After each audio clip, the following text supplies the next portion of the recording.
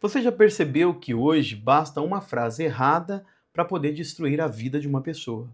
Um comentário antigo, um vídeo recortado ou de repente uma opinião impopular. E de repente alguém deixa de ser um ser humano e acaba se tornando um alvo. Mas talvez o problema não seja só quem é cancelado. Talvez o problema seja quem está cancelando essa pessoa. A cultura do cancelamento ela acabou virando um tribunal digital, sem juiz, sem defesa, sem contexto. Não existe processo, existe pressão. Não existe investigação, existe indignação coletiva. Um erro viraliza, a multidão reage, a reputação da pessoa morre. E sabe o que é mais assustador em tudo isso? Justamente a sensação de justiça. Porque cancelar alguém dá uma sensação de poder para quem faz isso. Dá a impressão de que nós estamos do lado certo da história, de que estamos defendendo alguma coisa maior. Mas deixa eu te fazer uma pergunta desconfortável. Isso é justiça? Ou será que é vingança coletiva disfarçada de virtude? A internet, ela criou uma geração que ela acaba confundindo exposição com responsabilidade. Ela confunde punição pública com transformação. Ela confunde humilhação com correção. E o resultado? Uma geração que tem medo de cometer algum tipo de erro, tem medo de pensar diferente, tem medo de falar, tem medo de existir fora de um consenso. Porque quando a opinião ela é pública e permanente, o silêncio acaba se tornando um mecanismo de sobrevivência. A pessoa ela começa a medir cada palavra, não por consciência, mas porque ela tem medo das consequências. E aqui está algo ainda mais profundo. Quando você sabe que um erro pode te acompanhar para sempre, você acaba deixando de tentar, você acaba deixando de crescer, você acaba deixando de se expor. Mas agora eu quero trazer isso para o nível mais pessoal dessa história.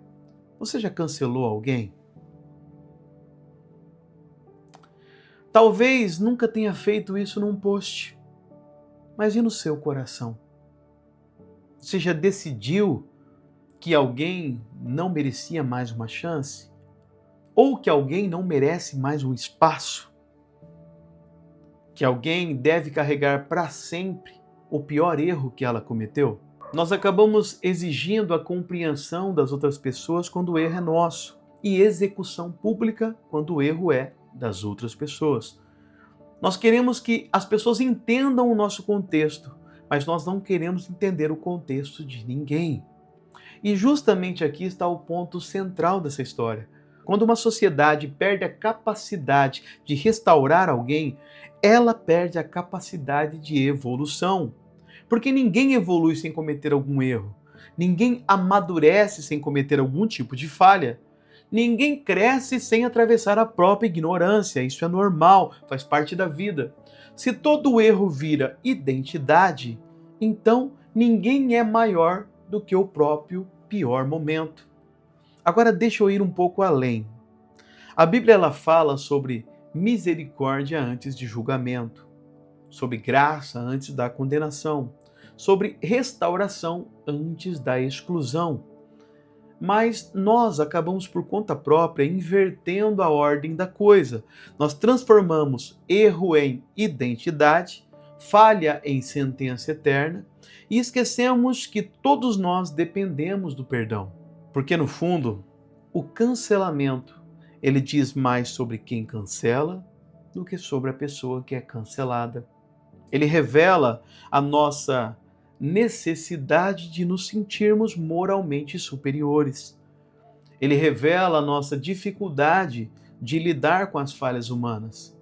Ele revela que preferimos punir do que restaurar a vida de alguém. Se ninguém pode errar, então isso significa que ninguém pode crescer.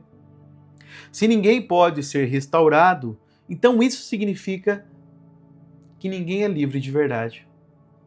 A pergunta não é quem merece ser cancelado, A pergunta é: você acredita em redenção ou você só acredita em punição?